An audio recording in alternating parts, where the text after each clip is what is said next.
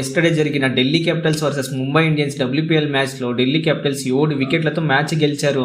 Toss ఓడిపోయి first batting చేసిన Mumbai Indians తరఫున ఎప్పటిలాగే మళ్ళీ ఓపెనర్స్ అయితే ఫెయిల్ అయ్యారు. ఎప్పటిలాగే ఈ మ్యాచ్లో కూడా రెస్పాన్సిబిలిటీ మొత్తం నంబర్ 3లో వచ్చిన నాట్ సివియర్ బ్రంట్ మీద అయితే పడింది. తను మాత్రం కూల్ అండ్ కామ్తో బ్యాటింగ్ చేస్తూ 45 బాల్స్లో 65 రన్స్ చేసి ముంబై ఇండియన్స్ ఫైటింగ్ టోటల్ చేయడంలో చాలా కీలక పాత్ర అయితే పోషించింది. నంబర్ 4లో వచ్చిన హర్మన్ప్రీత్ కౌర్ కూడా చాలా మంచి బ్యాటింగ్ అయితే చేసింది.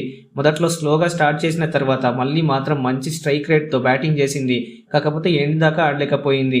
మొత్తానికి ముంబై ఇండియన్స్ 20 ఓవర్లలో 5 వికెట్లను కోల్పోయి 154 రన్స్ అయితే చేయగలిగారు.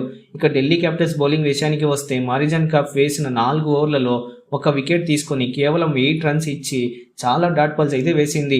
తర్వాత శ్రీచర్యని కూడా వేసిన 4 ఓవర్లలో 33 రన్స్ ఇచ్చి 3 ఇంపార్టెంట్ వికెట్లను అయితే తీసుకుంది. తర్వాత బ్యాటింగ్ చేసిన ఢిల్లీ క్యాపిటల్స్ ఓపెనర్స్ అయితే చాలా మంచి స్టార్ట్ అయితే అందించారు అని చెప్పాలి.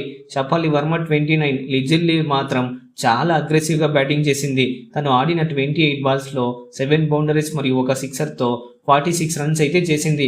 నంబర్ 4లో వచ్చిన జెమిమా రోడ్రిగ్స్ మాత్రం బ్యూటిఫుల్ బ్యాటింగ్ చేసి మొత్తానికి ఈ సీజన్లో మొట్టమొదటి హాఫ్ సెంచరీ అయితే పూర్తి చేసుకుంది. జెమిమా లాస్ట్ మ్యాచెస్లో చేసిన మిస్టేక్స్ చేయకుండా చివరి దాకా క్రీజ్లో ఉండి ఢిల్లీ క్యాపిటల్స్కి ఈ సీజన్లో సెకండ్ విక్టరీని అయితే అందించింది. That's it. మా వీడియో వర్త్ అండ్ లైక్ చేసి డైలీ క్రికెట్ అప్డేట్స్ కోసం మన ఛానల్ని సబ్స్క్రైబ్ చేసి సపోర్ట్ చేయండి మావా.